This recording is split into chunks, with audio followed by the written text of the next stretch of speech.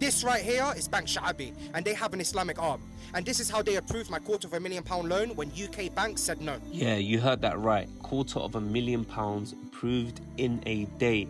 Now, before you think this is some kind of miracle, it's actually about understanding how they operate and frankly how they're different from traditional banking. This isn't just about faith, it's about fundamentally different financial model. Here's the breakdown because this actually blew me and Jamal's mind when we first started. Firstly, Islamic banking is asset-backed, not interest-based. The big one.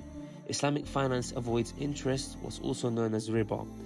Instead, they work on profit sharing and asset-backed transaction.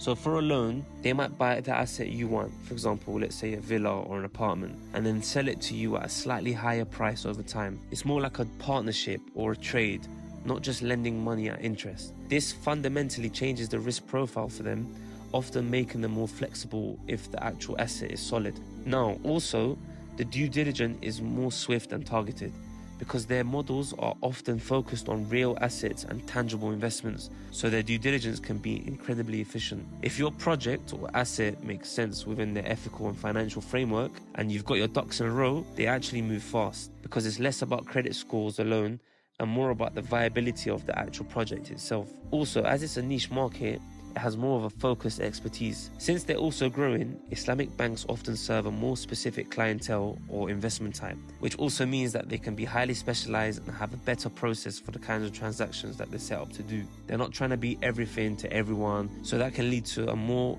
efficient process overall. So while UK banks are getting bogged down in traditional metrics or just not understanding other people's specific needs, an Islamic bank looks at the asset, the project, and the structure and makes a decision based on those core principles. If you're an entrepreneur, an investor, or just someone who's been hitting brick walls with conventional lenders, don't overlook Islamic finance.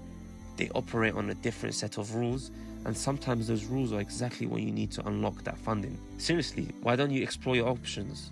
You might generally be surprised at what's out there. Follow for more insights into alternative funding routes.